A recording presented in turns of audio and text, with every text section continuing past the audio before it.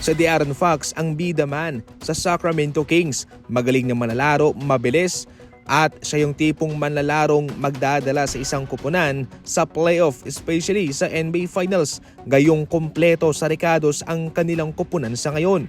Mayroon silang DeMar DeRozan, mayroon silang Domantas Sabonis. Subalit, balak pa rin ng Kings na i-trade siya. Ano nga ba ang kanilang rason? Ayon sa impormasyon mga idol, gagamitin daw ng Sacramento Kings ang pagkakataong ito na malaki pa ang value ni De'Aaron Fox sa trade market upang sila'y makapag-demand ng maramihang ipapalit para sa kanya. Expiring na ang kanyang kontrata mga idol at parang nagdadalawang isip din naman itong Sacramento Kings sa kung ano ang kanilang gagawin dyan. Kung sila'y magpapatuloy, nakasentro kay De'Aaron Fox o sila'y magte-trade na lamang para sila'y maraming makuha din naman na kanilang magagamit sa ngayon at sa kanilang hinaharap sa kanilang mga future plans.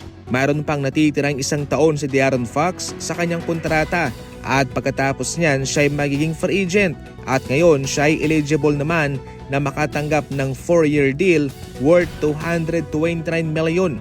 Malaking hamon din yan sa kupunang makikipag-trade para sa kanya kung kaya ba nilang ibigay yan kay De'Aaron Fox na walang magiging problema sa ibang manlalaro.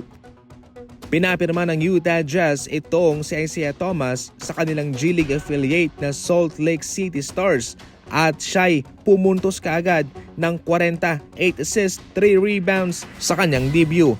Sa mga numerong ito ay pinapakita ni Isaiah Thomas na kaya pa rin niyang kumamada ng malaking numero para sa isang kupunan. Ngunit dapat nating tandaan na mayroong pagkakaiba ang G-League at sa mismong NBA. Hindi ganoon ka-intense ang mga manlalaro dyan sa G-League mga idol. Mas iba pa rin talaga ang atmosphere sa mismong NBA games. Sabihin na lang natin na medyo mahihirapan itong si Thomas na makasabay ngayon sa mga kalaban niya sa NBA mismo. Ngunit kahit papano, malaking tulong siya yung kanyang presensya, yung kanyang experience para sa Utah Jazz. Sa ating huling balita, masaya ngayon ang mga fans ng Golden State Warriors dahil itong si Stephen Curry wala sa kanilang laban kontra Utah Jazz, ngunit nanalo pa rin naman sila. Samantalang si Anthony Davis na hindi na nagpatuloy sa huling 3 quarter dahil sa isang abdominal strain ay nag-meet siya ng kanilang paghihirap laban sa Philadelphia 76ers at tinambakan pa nga sila.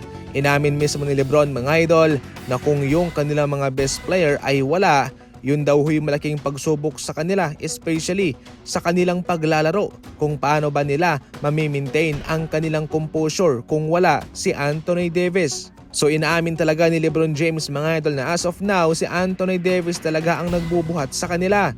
Nagalit naman kanina itong si JJ Redick kay Dalton Connect. Nako, intense na siya.